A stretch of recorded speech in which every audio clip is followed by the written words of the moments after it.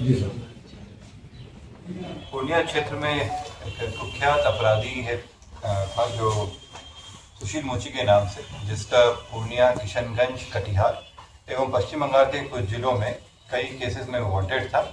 ये मुख्यतः डकैती केसेस करता था। इसमें पूर्व में भी ये जेल जा चुका है और जेल के आने के बाद भी काफ़ी सक्रिय था। ये हाल के दिनों में ही किशनगंज में एक डकैती की घटना किया था और पश्चिम बंगाल के कुछ क्षेत्रों में सक्रिय था। इसमें प्राप्त जानकारी मिली कल कि ये वायसी थाना के क्षेत्र में ये डकैती की योजना बना रहा है और इसी क्रम में इसके सहयोगियों के साथ ये वहाँ एकत्रित हुआ। इसके लिए तुरंत एक टीम का गठन किया गया, जिसमें पूर्णिया जिला भर के लोग थे और साथ ही में जो एसटीएफ की टीम थी उनको भी सक्रिय किया गया इसमें। और इसमें सूचना प्राप्त करते हुए अभी तक कार्रवाई की गई। इसमें जानकारी जब जैसे प्राप्त हुई, उस जगह पे जब पुलिस की टीम गई तो वहाँ पे पुलिस की गाड़ी के ऊपर एक फायरिंग हुई, जिसके बाद तुरंत पुलिस के लोग गाड़ी से उतर के टो लिए और आत्मसमर्पण करने के लिए उन्हें कहे कि ये पुलिस के हैं, आत्मसमर्पण करते हैं। लेकिन उनके द्वारा फिर से फायरिंग किया गया, जो पुलिस की गाड़ी में लगा, जो क्षतिग्रस्त हो गया। उसमें अपने आत्मरक्षार्थ हेतु पुलिस के द्वारा फायरिंग किया गया इसमें। और वहाँ उधर से भी जो अपोजिट पार्टी थे उनकी तरफ से भी काफ़ी भारी मात्रा में फायरिंग की गई। पुलिस के द्वारा एक बहुत ही सूझबूझता से और फायरिंग वापस की गई, जिसमें एक व्यक्ति को गोली लगी और बाकी भागने में कामयाब रहे। उसमें जब थोड़ी सी रोशनी हुई और देखा गया उसमें, तो एक व्यक्ति जो मृत था उसमें पाया गया कि उसको शरीर में गोलियां लगी हुई है उसमें। और तुरंत इसका इन्फॉर्मेशन जो है NHRC के गाइडलाइन है उसके तहत वरीय पदाधिकारियों को दिया गया। इसमें जो FSL की टीम है उनको बुलाया गया वहाँ पे, क्योंकि ये FSL की टीम के द्वारा ही इसमें जो सबूत है वो इकट्ठा किए जाते हैं। और जब अंधकार हटा, वहाँ पर सूरज की रोशनी आई, तो उसमें पहचान की गई, तो सुशील मोची का शव पाया गया इसमें क्योंकि ये पुलिस इनकाउंटर के तहत हुआ है ये इसमें। और इसमें जो NHRC की गाइडलाइन है उसके तहत हम लोग अभी तक कार्रवाई की है। इसमें पुलिस और मजिस्ट्रेट, जो एग्जीक्यूटिव मजिस्ट्रेट हैं, उनके नेतृत्व में इंक्वेस्ट किया गया है इसमें।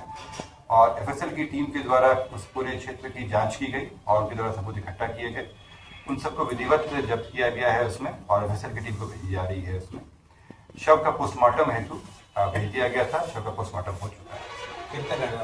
मैं आपको जानकारी दे रहा हूँ इसके बारे में कि ये इनके ऊपर केवल पूर्णिया, कटिहार और किशनगंज में 26 केस में ये अपराधी रह चुके हैं। इनमें से हाल फिलहाल कई केसों में वांटेड भी थे।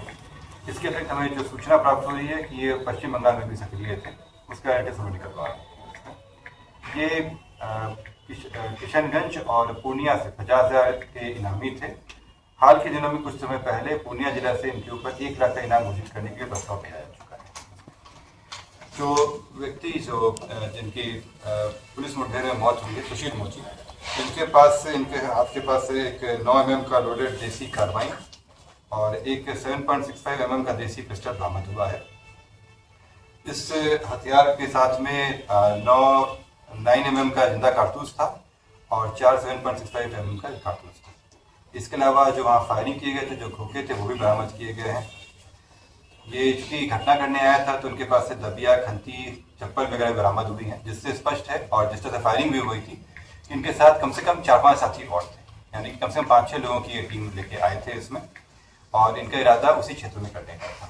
मैं ये भी उल्लेख करना चाहूँगा कि पिछले साल ही जून के महीने में उस क्षेत्र में ही, उसी गाँव के एरिया में इनके द्वारा डकैती घटना की गई थी, जहाँ पे वहाँ के गाँव वालों के द्वारा इसको पकड़ भी लिया गया था। लेकिन ये वहाँ गोली चला के एक व्यक्ति को घायल करते हुए भाग गया था।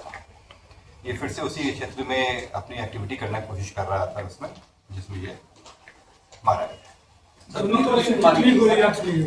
ये पोस्टमार्टम से क्लियर होगा। इंक्वेस्ट के हिसाब से इसमें 4-5 गोलियां लगी इंक्वेस्ट के साथ, और वरीय पदाधिकारियों के सूचना से क्लियर की जा रही है इसमें। और इसी के क्रम में जानकारी प्राप्त हुई कि बघारा थाना के क्षेत्र में सुखसेना गाँव में कुछ व्यक्तियों के द्वारा अफीम की खेती की जा रही है। आप लोगों को पता है कि अफीम की खेती जो है वो बिना लाइसेंस के वो इलीगल है। और जब इसकी जानकारी प्राप्त हुई तो इसके लिए जो मानक प्रक्रिया है उसके तहत एक टीम गठित की गई, जिसमें दंडाधिकारी की नियुक्ति की गई और वीडियोग्राफी करते हुए उस क्षेत्र को देखा गया। वहाँ पे पाया गया कि अफीम की खेती हो रही है। विधिवत वहाँ की उस जो खेती है उसको बंद करवाया गया, उसमें फसल को नष्ट किया गया, सैंपलिंग कराई गई उसकी और जांच के लिए भेजा गया। इसमें 2 व्यक्ति के द्वारा खेती की जा रही थी, महेश राय और उमाशंकर राय, 3 व्यक्ति के द्वारा 2 केस में गिरफ्तारी हुई है इसमें, और जो तीसरा व्यक्ति है उसके भी हम लोग गिरफ्तार कर लिए। ये करीब है तो इस